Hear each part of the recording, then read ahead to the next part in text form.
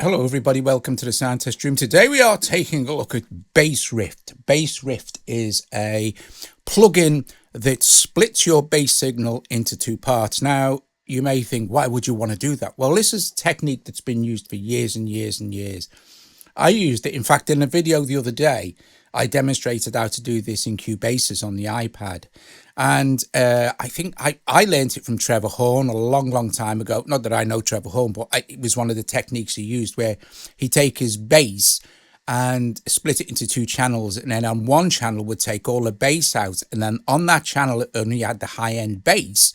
He would put the effects, because effects like chorus, flange and delays, reverbs, etc. muddy up the bottom end of a bass too much, and you end up having to try and cut out all the stuff you don't need with EQ. And this makes that job super simple. So here in the split section, you see it splits the bottom end of the frequencies and the top end of the frequencies, and you can control that split point here with this slider.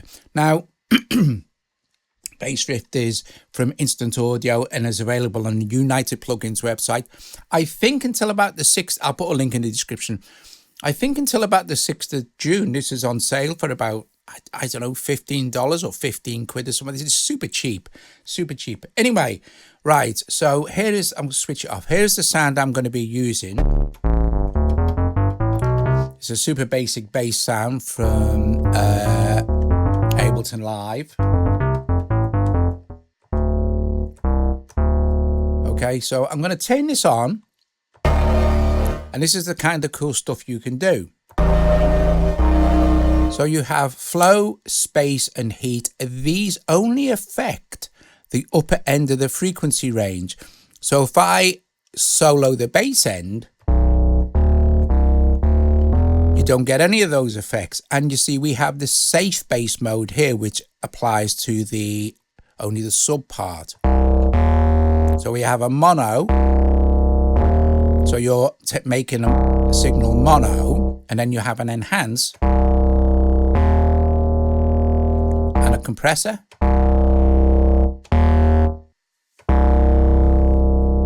Okay, and if we bring in the high now as well, so let's take this off and take it down, you're only really hearing the flow, the space, and the heat.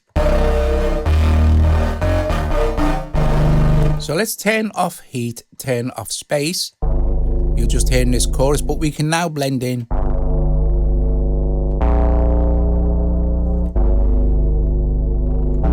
And we've got a mix control for the upper frequencies and the lower frequencies. You also have a slope for how this works, so 6 dB, 12, 24, and 48.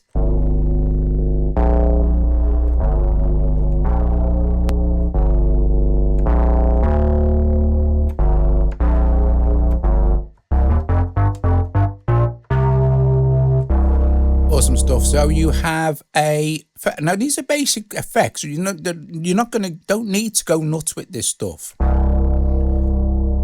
but they're classic bass effects, you know what I mean? So we've got chorus here, and center is amount and the outer is the rate. So let's make this a bit more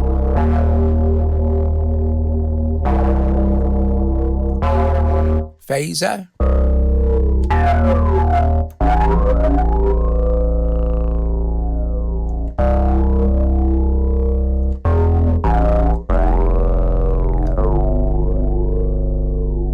Flange, and a very cool wobble.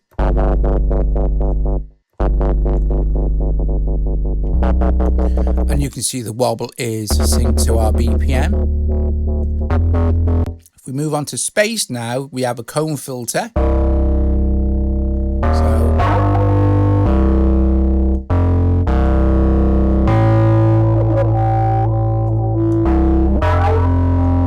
Delay.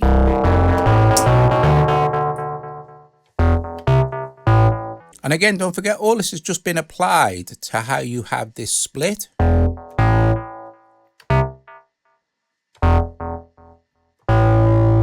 You can arrange these in any order you like. At the moment I have space here, but you just pick it up and move it, just like drag it. Now So spaces in the middle, spaces at the beginning. Won't make any difference because the flow and the heat are turned off.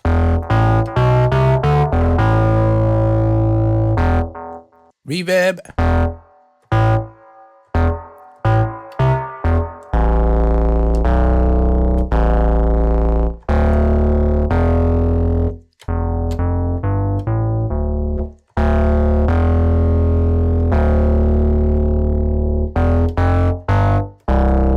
Okay, let's have a look at the heat. So this will be where most people find this interesting because it adds distortion and saturation. So tube.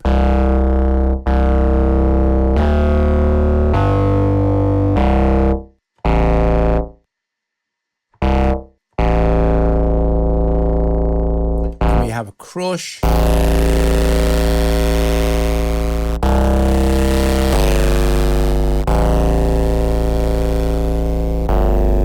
Trash.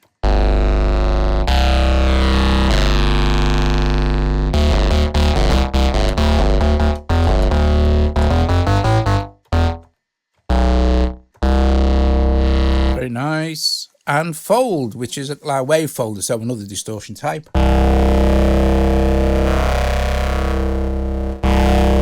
So you can then blend them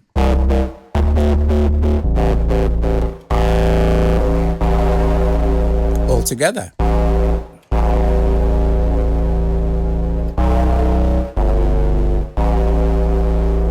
To create some very cool effects. Now, up here we have automatic gain compensation. So instead of having to kind of continually ride the output, we can switch automatic gain compensation on.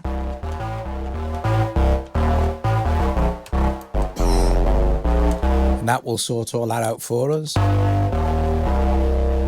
We also have a clip. Probably a good idea to use that with the AGC.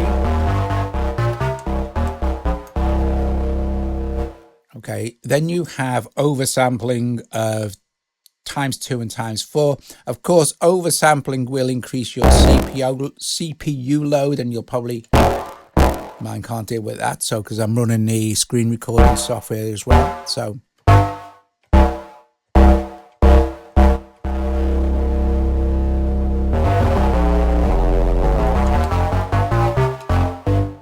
and then finally down here we have a merge, which blends everything together. So if this is set kind of like this, let's set this at maybe 6 dB.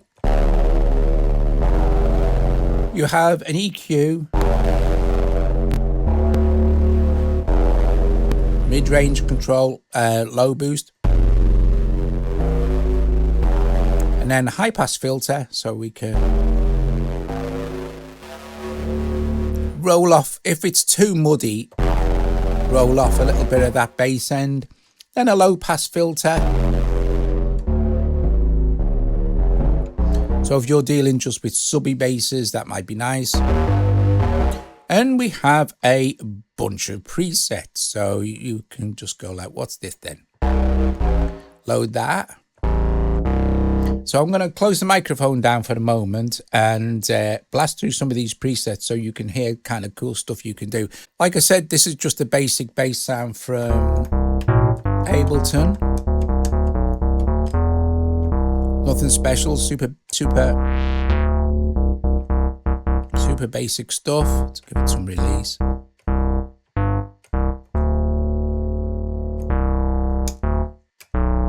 Okay, and I'll go through some of these. You have A/B comparison as well and stuff, and you have a randomize, so you can go switch these on.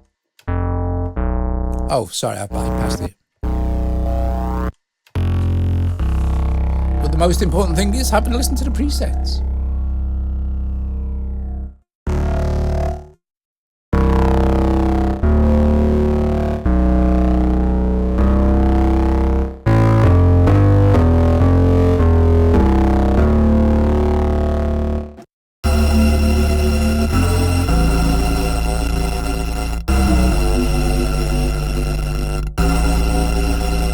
So for example, that has made a massive difference to this. I mean, huge. It doesn't even sound like the same patch.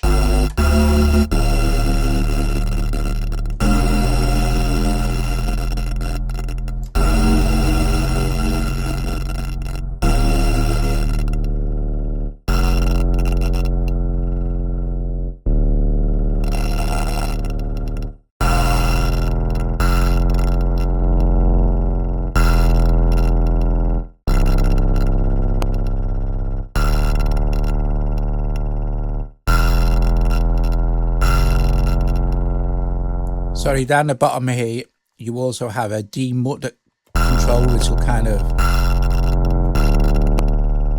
tidy it up a bit for you, a maximizer, and your main output level.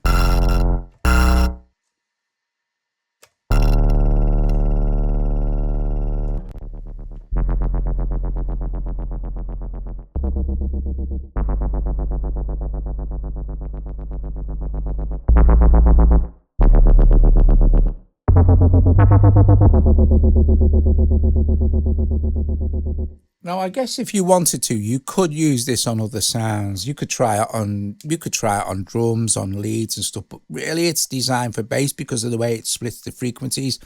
It's just genius, and it saves you tons of time. You don't have to go absolutely bonkers. You can, keep it quite subtle.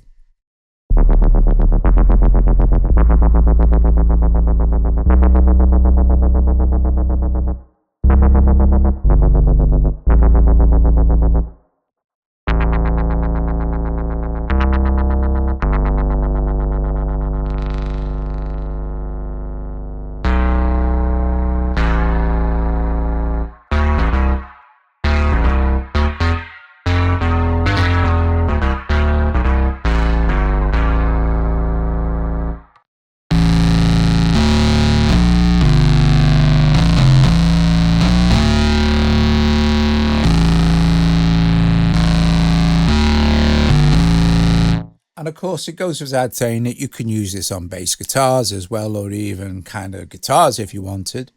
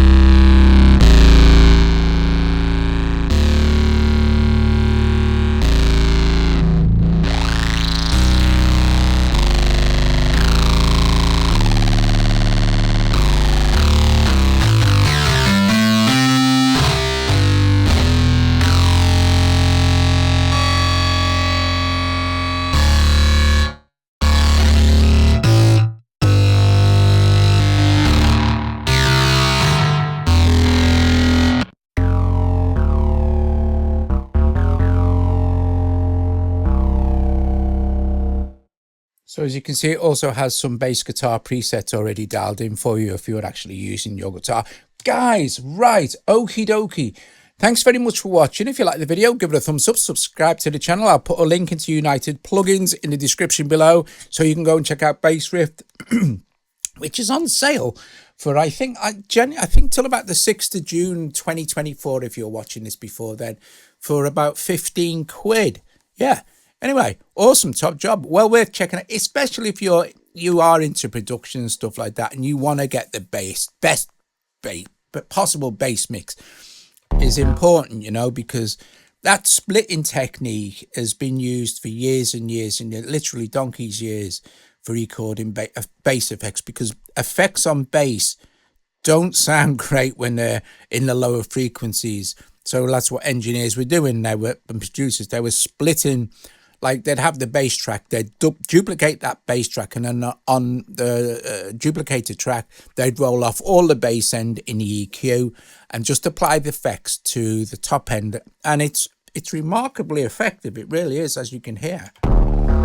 It retains all the integrity of your bottom end of your bass without sacrificing the need to use some effects if you wanted, like flanges, choruses, phases, which are notoriously difficult to EQ in lower ranges because they wibble. Do you know what I mean? Guys, thanks for watching. I will see you later. Ta-ra.